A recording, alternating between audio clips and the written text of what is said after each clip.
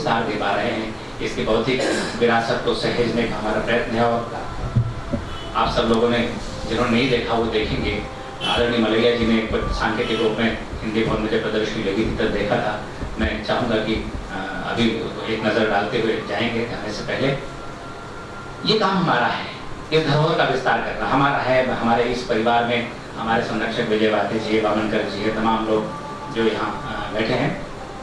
शेष काम जो दूसरा पक्ष शैलेंद्र जी ने कहा है वो मलैया जी और उनकी उस बिरादरी का है, हम उन पर छोड़ते हैं। लेकिन जब हमने इसको स्थापित किया, बहुत छोटा सा प्रयत्न था हमारा, और हमने ईश्वर जी के साथ बैठकर हमने मंतव्य अपना रखा और उनसे उन्हें हमने इस संग्रहालय की स्थायी समिति का, उस समय स्थायी समिति हम कहते थे, बाद में इसे प्रबल समिति हमने बनाया। कमलेश्वर जी पहले अध्यक्ष थे, फिर उनके जाने के बाद नंदन जी बने, उनके बाद अब लीलाधर मंडोई जी प्रबल समिति के अध्यक्ष हैं। संरक्षक मंडल भी हमारा समय समय पर बदलता है। मेहमान जी ने बहुत मदद की, बहुत आशीर्वाद दिया, बहुत ताकत मिली उनसे। मैं उनसे आग्रह करता हूँ हमें एक बार फिर आशीर्वाद प्रदान करें। आदरणीय मेहमान जी।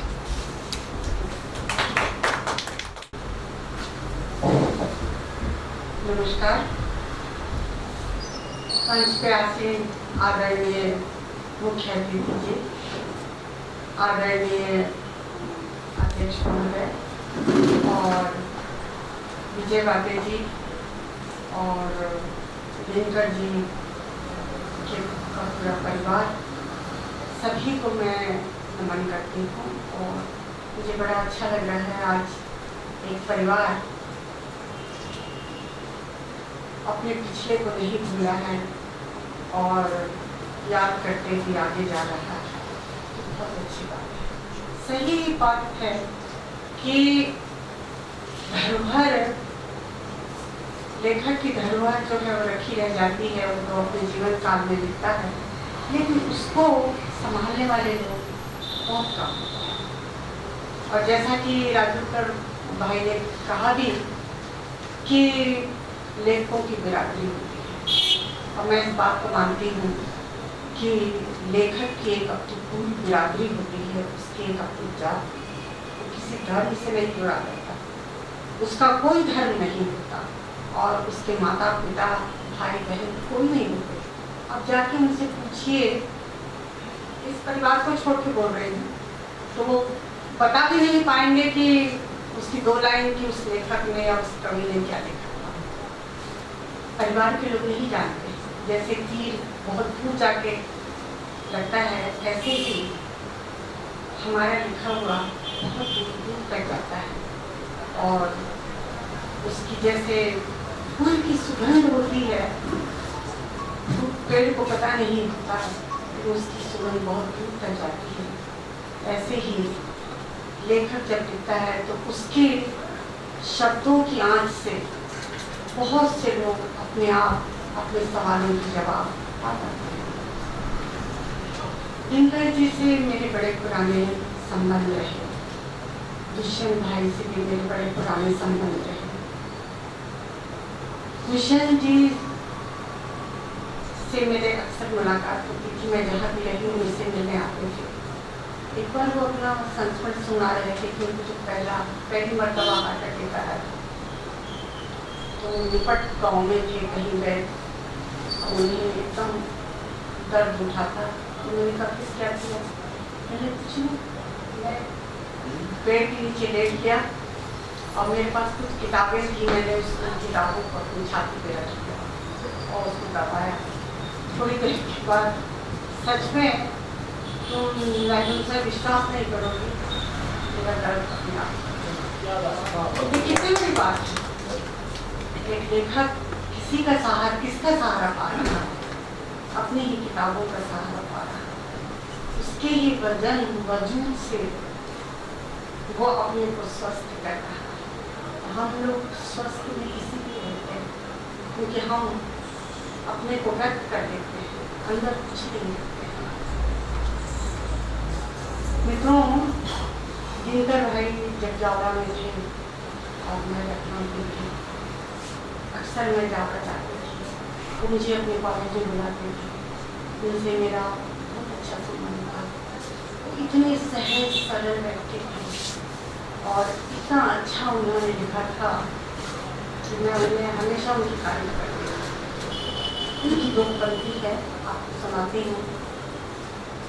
माना तुमने जुटा डाले ढेर सारे दिन और प्रति, माना तुमने जुटा डाले ढेर सारे दिन और प्रति, पर मन का वो दर्द जो कहना था उनको अनकहा ही रह गया।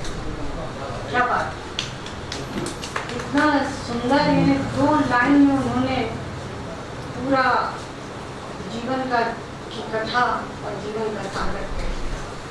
और मुझे उनकी 2 लाइन बहुत पसंद है। और मैं अक्सर कार्यक्रमों के लिए कभी कभी जाती हूँ और जरूर दोहराती हूँ। आज मैं तो अनायास पकड़ ली गई हूँ। मैं अपनी बेटी के साथ यहाँ आई थी, रिहर्सल में आई थी, तो नहीं मैंने देखा वो, तो मुझे भी लगा कि इनका भाई कार्यक्रम होगा। मैंने तो सोचा था कि जब होगा कार्यक्रम शुरू तो मैं बैठ जाऊँगी, लेकिन आप लोगों ने मुझे इतना सम्मान दिया, महत्व दिया। उनका परिवार मुझे जानता है कि मैं उनसे कितने निकट रही हूँ, और यहाँ आती हूँ तो मुझे दुष्यंत भाई की भी स्मृतियाँ याद आती हैं। कभी मैं घर में नहीं मिलती थी तो मेरे नाम से वो चिट्ठी लिख दिया करते थे कि मैं आया था तो मिले नहीं। ये स्मृतियाँ वास्तव में बहुत बड़ी हैं और याद आती हैं लोगों की सहज सरल बातें, ये रिश्ते जो कभी नहीं मिल सकते।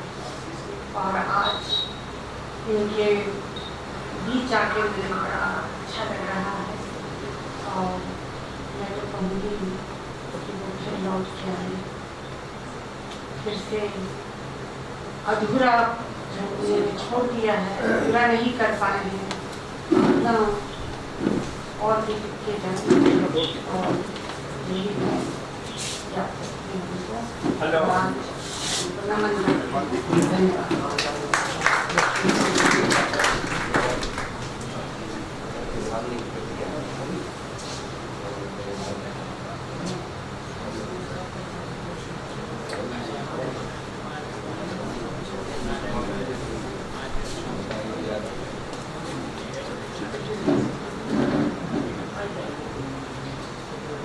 बहुत धन्यवाद आदरणीय मेहमनसा जी।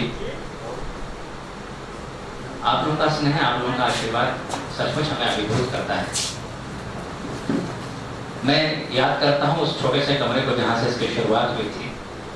उसके बाद 2005 में हम इस भवन में जब हमने प्रवेश किया तो हम ही इस बात को लेकर बहुत तयशुदा अपने आप को नहीं कर पा रहे थे कि हम इस तरह से विस्तार इसको दे सकेंगे, लेकिन लगातार आप लोगों का सहयोग मिला और जिस तरह से हमारे साथ जुड़ते जा रहे हैं ये हमारे लिए बहुत गौरव की बात है। आदरणीय मलगिया साहब,